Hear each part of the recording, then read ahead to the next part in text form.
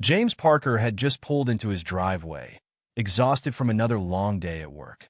The sun had dipped below the horizon, casting an eerie glow over his quiet suburban neighborhood.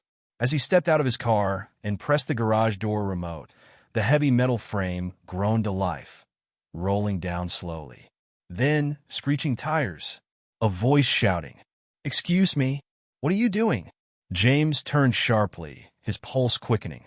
A woman stood at the edge of his driveway, her phone clutched tightly in her hand, her expression a mixture of fear and suspicion. He blinked, confused. "Closing my garage?" The woman's eyes narrowed, and before he could process what was happening, she was already dialing. 911? Yes. There's a suspicious man breaking into a house. Right now. James felt the weight of the moment settle on him. His stomach twisted. His house. His property. Yet here he was, being treated like an intruder. He took a deep breath, steadying himself. He wasn't going to let this go. But what he would soon uncover about his neighbor and himself would change everything. James Parker had always prided himself on resilience. A 38-year-old architect, he had worked tirelessly to build the life he now had. A beautiful home in a peaceful suburban neighborhood, a stable career, and the quiet satisfaction of success. Growing up in a rough part of the city, he had faced more than his fair share of challenges, learning early on that the world wasn't always fair to men like him. But he had worked hard. He had done everything right. His neighborhood, Brookstone Ridge, was known for its manicured lawns, friendly barbecues, and an unspoken code of politeness. But James had always sensed that beneath the surface, there was something else. An invisible barrier. A quiet tension. He had moved here 3 years ago, hoping for peace and normalcy. For the most part, he kept to himself, exchanging polite nods with neighbors, but never feeling fully welcome. Most of his neighbors were friendly enough. Mr. Coleman, the retired teacher who often waved from his porch. The Ramirez family, who invited him over for the occasional cookout. But then there was her, Karen Whitmore. She lived 3 houses down, in a pristine white colonial with a perfectly trimmed hedge and a flagpole standing tall in the front yard. Everything about her was neat, controlled, and watchful. She had a reputation for calling the HOA over minor infractions. Lawns an inch too high, garbage cans left out too long. But James had never had a direct problem with her. Until now. As he stood in his own driveway, the weight of her accusations still fresh in the air, James clenched his jaw. He wasn't just a man closing his garage door. He was a suspicious figure in his own home. His heart pounded, but he forced himself to breathe. He had spent his whole life proving himself, staying calm, taking the high road. But tonight, something inside him shifted. As Karen spoke to the 911 operator, glancing at him with fear in her eyes, James knew this wasn't just about a phone call. This was about everything, and he was about to find out just how deep this went. James clenched his fists, forcing himself to stay calm as Karen continued speaking to the 911 operator. Her voice was sharp, panicked, as if she truly believed she was witnessing a crime unfold. "I don't know what he's doing, but he's in someone's garage," she hissed, glancing at James like he was some kind of predator. "Yes, I'm watching him right now." James took a step forward, his patience thinning. "I live here," he said, his voice even but firm. Karen's eyes flickered with something. Doubt? Embarrassment? But she didn't lower her phone. "Are you sure?" she challenged, crossing her arms tightly over her chest. "I've never seen you here before." A sharp laugh escaped James before he could stop it. "You mean you've never noticed me before?" he corrected. "I've lived here for 3 years." She hesitated, and for a second, James thought she might back down. But then, the sound of distant sirens cut through the night. James's stomach dropped. This is really happening. A few porch lights flicked on down the street, curious neighbors peeking out. The Ramirez family's front door cracked open slightly. James felt the weight of their stares, the quiet judgment in their silence. By the time the police cruiser pulled up, blue and red lights flashing against the perfectly manicured lawns, James knew this wasn't just a misunderstanding. This was a test. The officer stepped out, his hand resting casually on his holster. He was young, with sharp eyes that darted between James and Karen. "Sir," he said, his voice clipped. "Can you tell me what you're doing here?" James exhaled slowly. He wasn't about to let this moment define him. "I live here," he said simply, nodding toward his house. "I was closing my garage when he gestured to Karen, decided that was suspicious." The officer turned to Karen, who shifted uncomfortably. "Ma'am?" Karen hesitated. She was starting to realize her mistake, but she was too proud to admit it outright. I just didn't recognize him," she muttered. "I thought something was off." The officer sighed. "Do you have proof of residency, sir?" James bit his tongue. He shouldn't have to prove his own existence. But he had dealt with situations like this before, and he knew arguing wouldn't change a thing. With measured movements, he pulled out his wallet, showing his ID.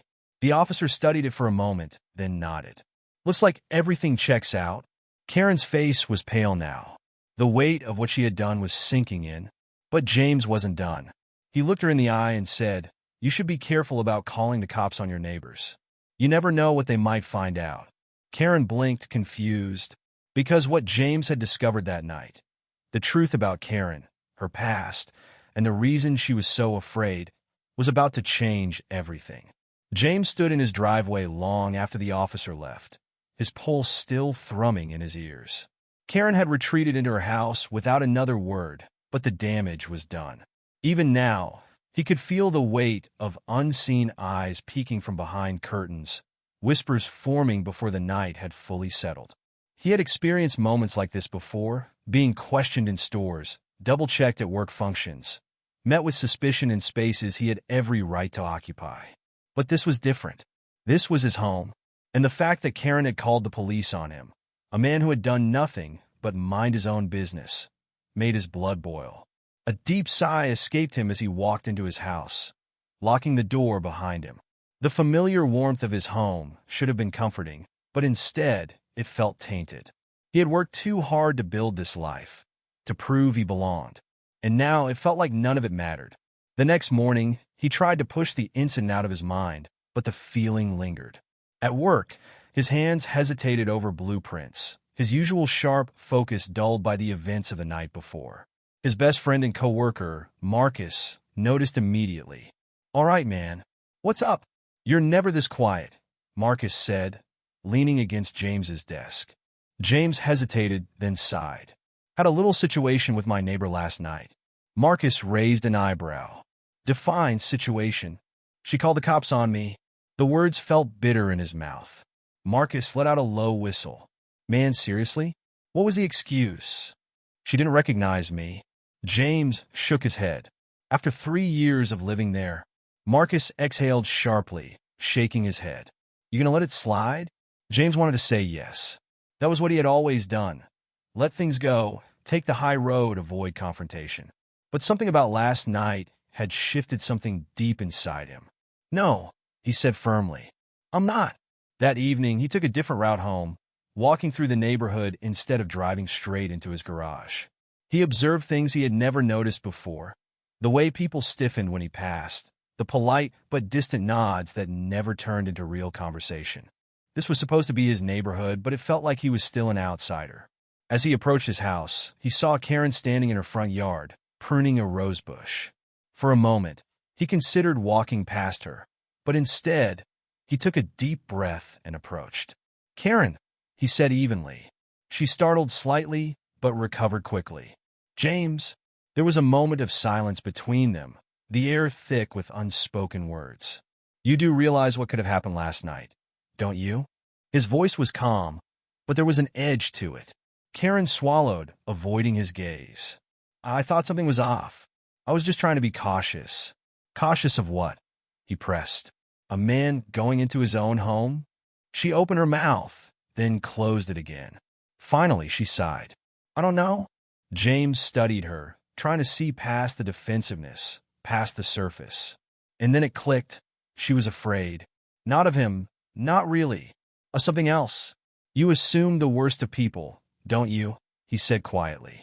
She flinched, but she didn't deny it. "You ever wonder why?" he continued. Karen hesitated, then turned back to her roses, snipping a stem with a little too much force. "It's complicated." James should have left it at that. But something in him told him there was more to this, to her. Over the next few weeks, their interactions were strained but frequent.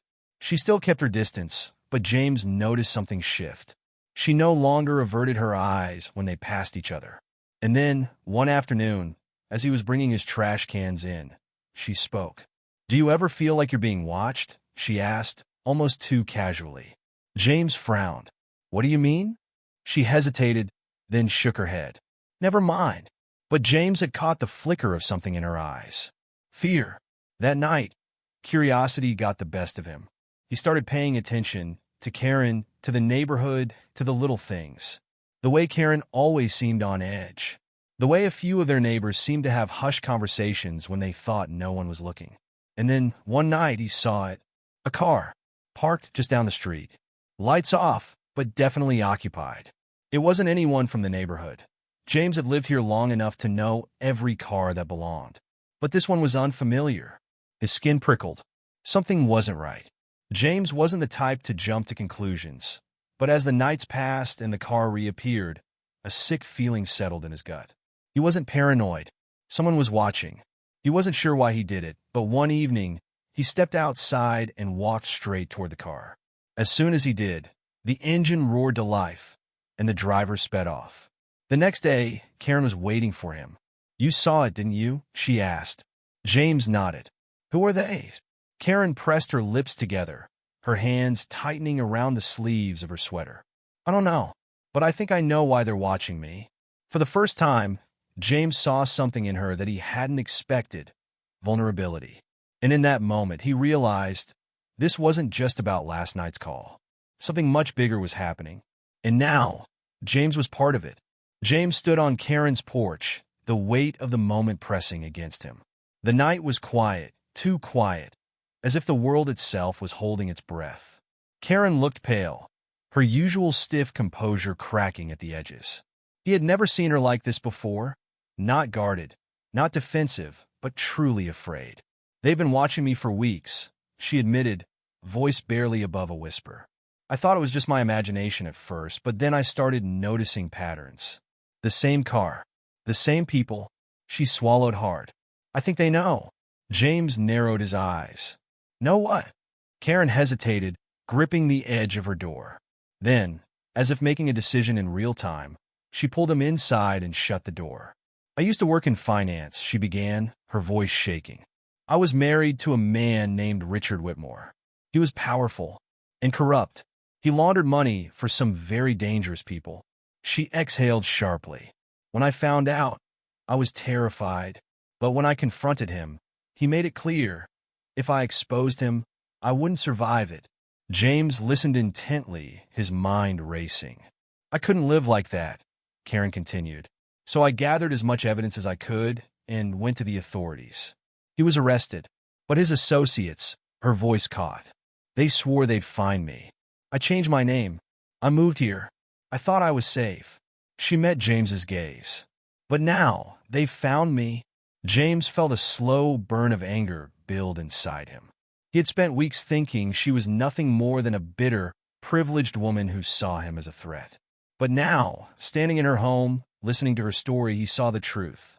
She wasn't hateful. She was haunted. And she had called the cops on him that night because she wasn't just afraid of him. She was afraid of everyone. Outside, a shadow moved near the street, and James's pulse spiked. They weren't alone. "We need to call the police," he said urgently. Karen's face twisted with uncertainty. "I don't know if that will help. If these people are who I think they are, they have connections everywhere." James's mind raced. He knew this wasn't his problem. He could walk away. He could tell himself that this was her mess, not his. But he also knew what it felt like to be seen as something you weren't. To live under suspicion. To feel like you had nowhere to turn. And he wasn't about to let that happen to someone else. "I'm not leaving you alone in this," he said firmly. Karen blinked, taken aback. "You don't have to help me," she whispered. James shook his head. "Maybe not, but I will." At that moment, the front window shattered. Karen gasped. James grabbed her and pulled her down as glass rained around them. The message was clear. Whoever was watching wasn't just watching anymore. They were coming. James's heart pounded. He had spent his whole life taking the high road, avoiding conflict. But tonight, the fight had come to his doorstep, and he wasn't backing down. James's mind raced as shards of broken glass scattered across the hardwood floor. Karen trembled beside him, her breath shallow and uneven. The silent threat that had lurked in the shadows had finally stepped forward. This wasn't just paranoia anymore. They were here. He didn't hesitate. Years of pushing through adversity, of staying calm under pressure, had prepared him for this moment. He reached for his phone and dialed 911, keeping his voice steady as he whispered, "We need immediate assistance. There's been a break-in." Karen looked at him, her eyes filled with fear. "They're not going to stop." James met her gaze, his voice firm. "Then neither will we." The minutes stretched like hours. Every creak of the house sent a fresh jolt of adrenaline through them. They stayed low, barely breathing, waiting for the sound of sirens. Then flashing lights. The wail of police cars cutting through the night. A pounding at the door. "Police! Open up!" James exhaled sharply and moved to let them in. Officers swarmed the front yard, their flashlights sweeping across the street, their radios crackling with activity. One officer stepped forward, his eyes assessing the damage. "Are you both okay?"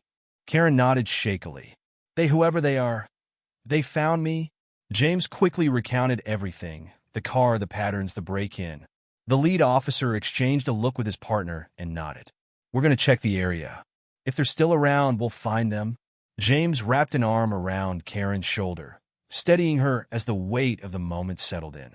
For years, she had lived in fear. For years, she had kept herself isolated, believing that safety meant staying hidden. But tonight, she had learned that hiding wasn't the answer. Standing together was. An hour later, after a full sweep of the neighborhood, the officers returned with news. "We found the car parked 2 streets down, registered to a known associate of your ex-husband's former business partners. We're bringing him in for questioning." Karen exhaled in relief, but James could still see the tension in her posture. "What if there are more of them?" she asked, her voice barely above a whisper. The officer nodded. "We're going to recommend protective surveillance for a while, and you should consider speaking with a federal investigator. If these people are connected to a larger network, this could be bigger than just you." Karen hesitated, then squared her shoulders. "I can't run forever." James smiled, the first genuine one in what felt like hours. "No, you can't. And you don't have to." The officers left, and for the first time, silence felt like safety instead of a threat. Karen turned to James, her eyes softer now, filled with something new, gratitude. "I owe you," she said quietly. James shook his head. "No, you don't. Just promise me one thing." She tilted her head. "What?" "Next time, before you assume the worst about someone, ask." A flicker of guilt crossed her face, but she nodded. "I will." In the following days, something shifted. Neighbors who had once kept their distance suddenly stepped forward. Mrs. Ramirez knocked on Karen's door with a fresh loaf of bread, no longer avoiding her.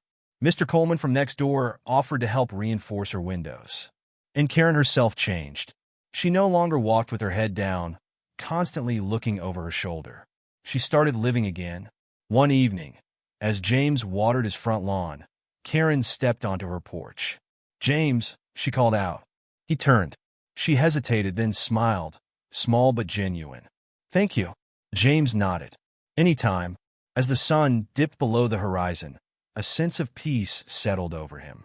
The world wasn't perfect, and people would always judge too quickly. But tonight had proven something. Change was possible. All it took was a moment of courage, a choice to stand up instead of walk away. And sometimes, even the most unexpected people could find redemption. Months passed, and Brookstone Ridge felt different. The tension that had once lingered beneath the surface had begun to fade, replaced by something more open, more real. Karen no longer lived in fear. With the help of federal investigators, she provided evidence that led to the dismantling of the last remnants of her ex-husband's criminal network. She no longer had to hide, and she no longer wanted to. For the first time in years, she belonged somewhere. She started joining neighborhood gatherings, speaking with people she had once avoided. And most importantly, she changed. She no longer looked at the world through the lens of fear, but through something closer to trust. One evening, as James was walking his dog. He saw her sitting on her porch. She waved him over. "There's an extra seat," she said. "If you're not busy." James hesitated for only a moment before sitting down beside her. They sat in silence for a while, watching the sun dip behind the trees, the sky painted in shades of gold and amber. "I used to think people were either threats or allies," Karen said quietly. "But I was wrong." James nodded. "People are just people. Some make mistakes. Some learn." She smiled. "Yeah, and some forgive." As the evening air turned cool, the weight of the past felt lighter. Some fences could never be rebuilt, but new bridges could always be made.